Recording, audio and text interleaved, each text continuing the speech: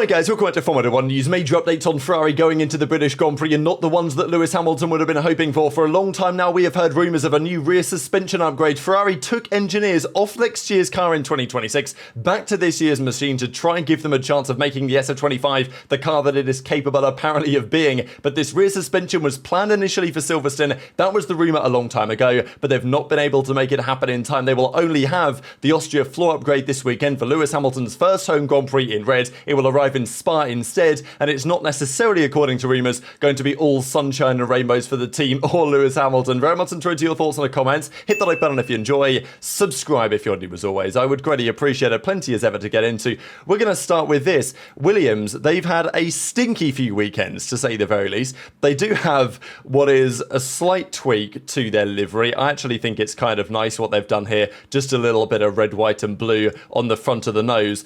But they've had an awful few races, and it's a big question as to why. As it stands, we still don't really know what's been going on with their reliability. There was a feeling for a little bit of time because they were struggling with their reliability. That damn, a Mercedes, like, is there something wrong with the Mercedes power unit and all this? That doesn't really seem to be the case. There have been a few failures. Maybe some of them have been Mercedes-induced, pushing too hard in the final year, who knows. The Aston Martin failure for Alonso in Monaco was not Mercedes power unit related. And a couple of the issues that the Mercedes drivers have had haven't necessarily been engine related, but what's going on at Williams, right? I mean, Alex Albon's not finished a race now for the last 3 rounds, says it's very frustrating and disappointing. We had a good car, made a great start, and then hit the same problems as Canada. We need answers before Silverstone. Now, this is particularly concerning, right? Because Canada was 2 and a bit weekends ago now. If there was time to diagnose and fix the issue between Canada and Austria, gave them a nice 2-week window to get the car back after the DNF that he had there, figure out what went on, but the same issue occurred with them again, and he gets the call on the radio that says, hey Alex, retire the car, it's going to explode. That's what they did, so maybe they didn't totally destroy the machine, but again, another issue with the drive of the car. Who knows exactly what happened? It doesn't seem like they fully diagnosed it yet.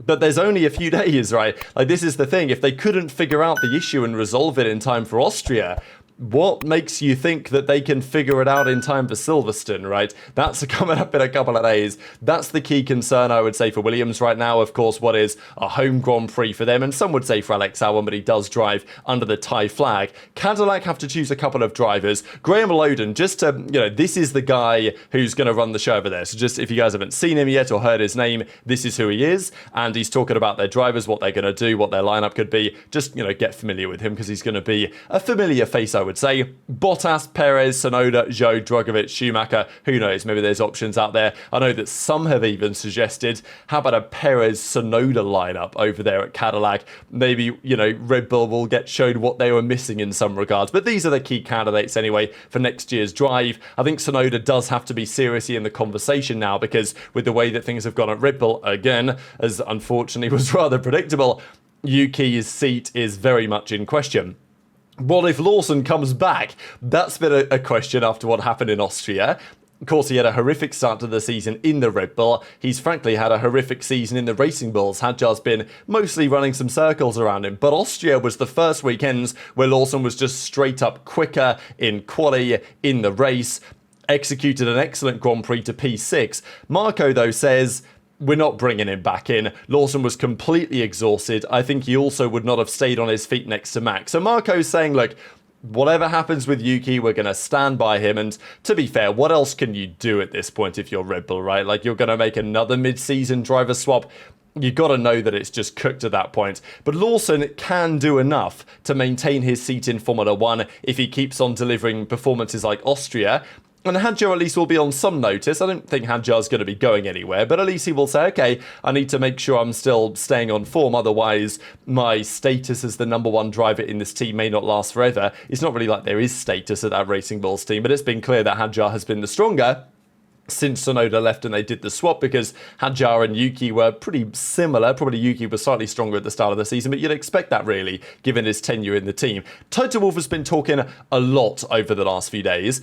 I mentioned this quote yesterday when he says, Fred was one of the best racing managers, or is one of the best managers I know. If I wasn't here, I would take Fred.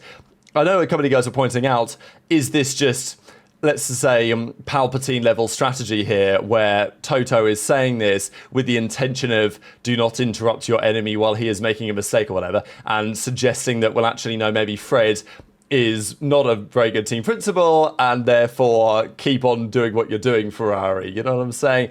I don't think that's what Toto's getting at all. I think he says this genuinely meaning it, being very sincere, but I know that people do like to play the politics games here, and if Toto thought that Ferrari were listening to him and he thought that they were making a mistake, maybe getting rid of a Sir, you might make a comment like this to make sure they keep him, in the same way that you get like Liverpool fans saying, oh no, please don't sack Eric Ten Hag, like he's doing a great job. You guys know what I'm getting at there.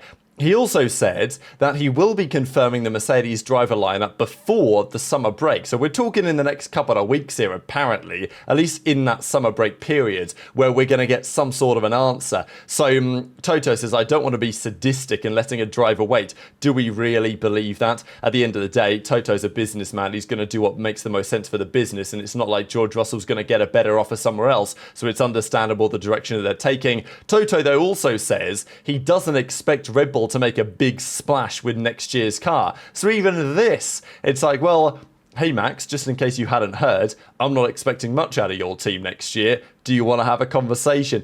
So fascinating what's happening there behind the scenes right now. Where it goes next, who knows?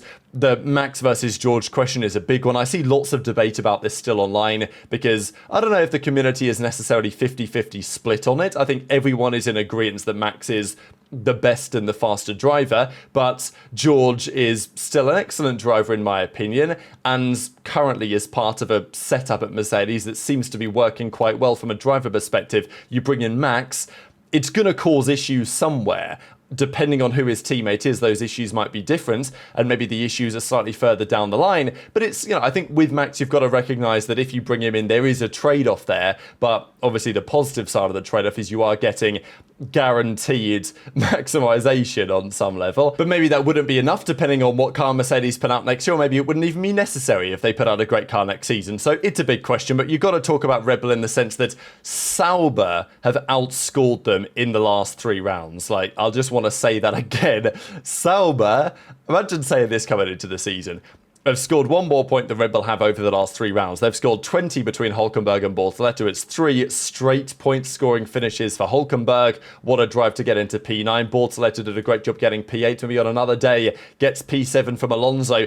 And the Red Bull guys, obviously Yuki's not scored anything, and Max has had a couple of difficult rounds. Certainly the DNF this time did not help either. So remarkable to say, I think Sauber's turnaround should be commended heavily because they spent all their mana points, as it were, on this big mid-season upgrade, and it's actually worked out for them, and they now find themselves in actually a reasonable position with having some confidence going into the Audi era starting next season. But the big question for many has been Silverstone this weekend. How are Ferrari going to get on? We know Hamilton's record at Silverstone, podiumed here for the last, 11 seasons in a row.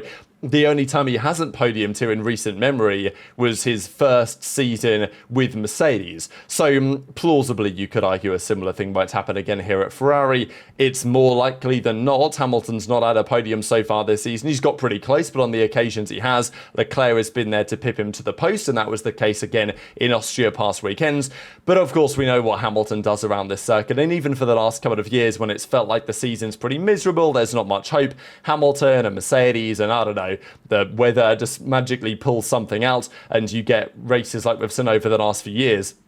Notably to say as well, though, that Lando Norris will be hoping to join this list. There is only a handful of British drivers who have won the British Grand Prix. Tony Brooks, John Watson, Johnny Herbert, Damon Hill, James Hunt, Peter Collins, Sterling Moss twice, David Coulthard twice, Jackie Stewart twice, Mansell 4 times, Jim Clark 5 times, and then Lewis Hamilton with 9, which is pretty outrageous. Could get to double digits this year, but I think the chances of that feel relatively slim. Silverstone last year was an absolute fever dream in many ways. But for Ferrari, the question for them becomes what happens next. Again, I don't know, there's this concept lately of Ben Sulayem just appearing in every photo, but I keep seeing him. I don't know why he lives rent-free in my head all of a sudden, but I don't know, look like in so many photos, you'll see Ben Sulayem just lurking in the background. I honestly respect how much he knows where the camera is. He's always finding a way there. And even there was some drama this past weekend because Lando won. and Ben Sulayem wasn't actually at the Austrian Grand Prix, but he got Bernie Ecclestone to hand out his award on his behalf, because Ben Sulayem gives out this award, which is like the FIA President's Award, which doesn't need to exist, but it does purely so he can be up there and give it away. So anyway, that was a quick aside. But notably, Charles Leclerc has 26 pole positions. I feel bad for the poor guy. He's converted 5 of those to wins. A lot of it was SF23 induced with Max Verstappen at his heels. Lando's had 12 poles, and he's converted that into 6 wins now, which is more than Charles Leclerc has from his poles, which is pretty remarkable to think about. But the Ferrari has been a handful this year, but it's getting better, I think we would have to say. And it better be, right? That's the point. Because Ferrari have committed more resources to this year's car than, I want to say, like every other team. It certainly feels that way right now. Maybe not true for McLaren, maybe not true for Red Bull either. Red Bull may have said, in fact, they did almost make a comment that implied this at some point, that effectively they're going all in this year for Max. Although after Austria, they have to realise, Max has realised, let's be honest, this championship is done, and therefore the focus maybe for Red Bull from now will switch until 2026. And to be fair, I think for every team at this point, they're basically 100% working on next year's car. That's also true for Ferrari. Their focus is now fully on 2026, but they spent the last couple of months preparing these upgrades we are about to discuss, and they didn't necessarily have to. They could have written it off, that they felt that there was more to gain in terms of understanding that also might be relevant for next year, and in terms of performance, that they wanted to give it a go. And to be fair, at a circuit like Canada, McLaren were not the dominant force. Mercedes were the dominant force that weekend, and they got a double podium. Mercedes, given what we know about their car, is still not always going to be there all the time. It takes certain conditions, and it takes a certain track type for that Mercedes to be valid. It was the same story last year. It seems to be the same story, roughly speaking, this year as well. Although Russell, I think, has done an excellent job scoring the amount of points that he has done so far this season. And I expect more to come in Silverstone if he doesn't have the same issues that he's had, the engine trouble, for example, last year. But while the other teams were switching to 26, Ferrari spent the last couple of months believing that there was still more to come from this car. And with the floor upgrade they brought in Austria, they've seemingly made a bit of a step. But the reality is, whatever step they made, the car seemed a bit more compliant. It was faster than the Mercedes. They outqualified Max Verstappen as well. The McLarens were still well up the road. I mean, you're talking 2.5, 3/10 of a second a lap delta to the leaders that Charles Leclerc was experiencing. Hamilton wasn't far behind.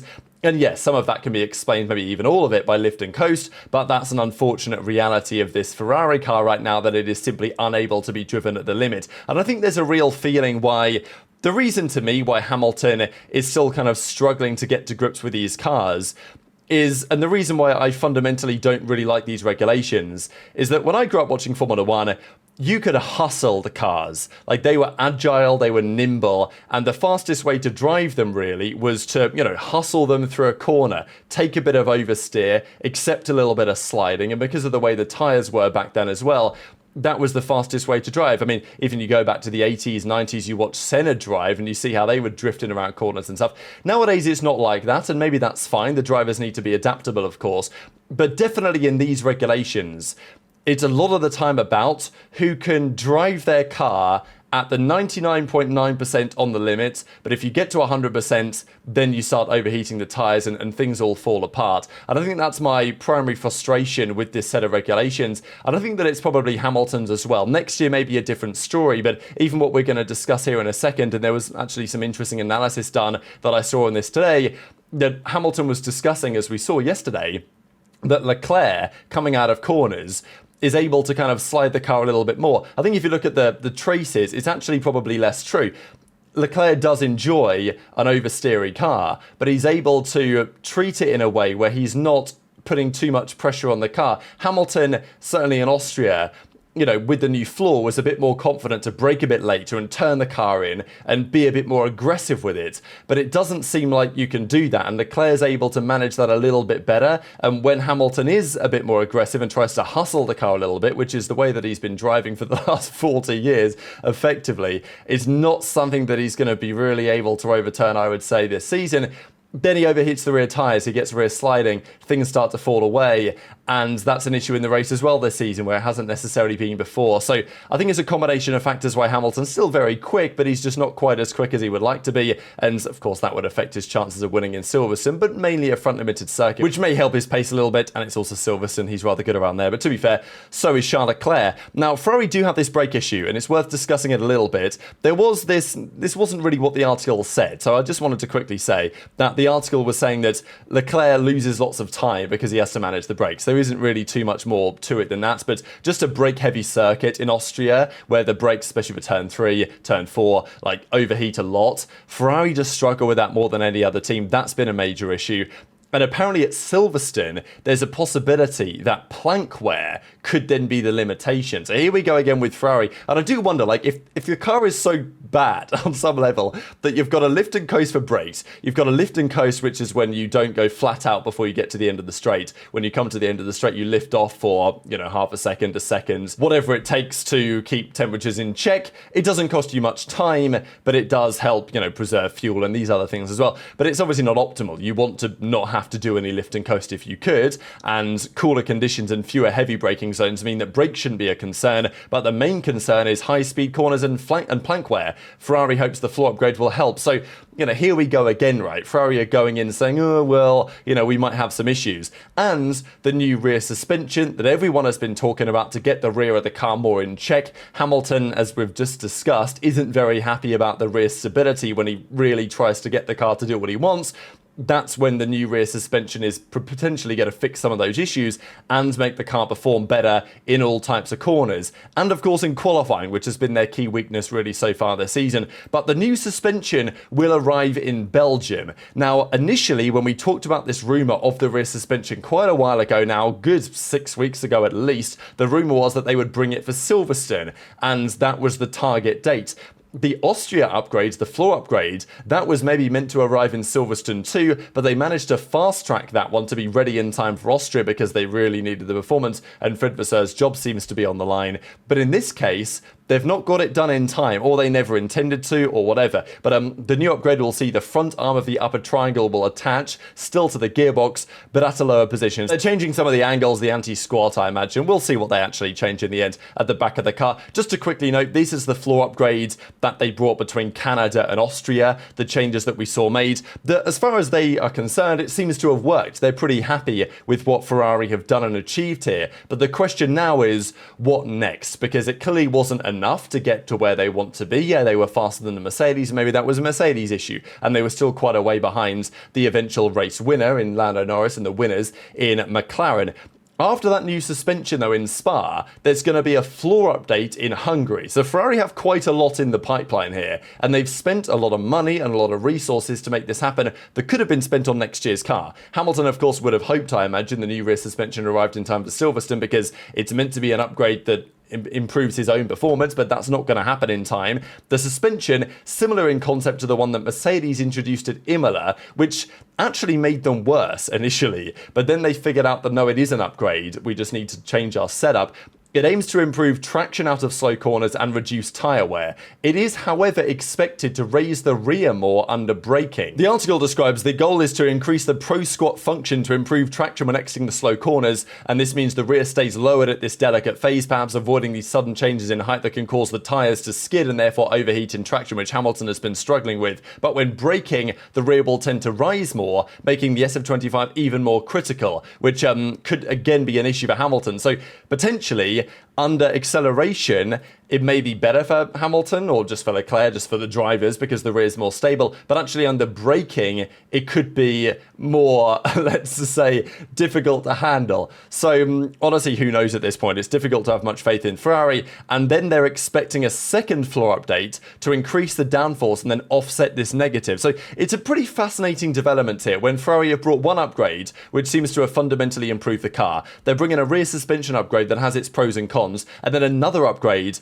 to counter the cons of the second upgrade. And they're all bringing those event on event, right? Like, they think, I guess, that the new rear suspension is better, so they're bringing that at one time and then they're bringing the second upgrade later. But it all strikes me as a bit of a mess, and that maybe in their process of designing they realise certain things and then have tried to correct them, but in doing so they've taken plenty of attention away from maybe where the attention should have been, which could have been on next year's car. So that's the big discussion. Maybe at the end of this whole period, after the summer break, Ferrari will have a car that's actually capable of winning races once they sort out all their issues. They kind of better do if they're putting this many resources to actually making it happen. So the second half of the season could get spicy, but for Silverstone, which is coming up in a couple of days' time, it's not exactly what Hamilton wants, despite the fact that they released this new Ferrari cap for Hamilton this weekend, which is actually pretty fire, I'm not going to lie. So very much interested to your thoughts in the comments below. Hit the like button if you enjoyed, subscribe if you're new, take care, and I'll see you next time.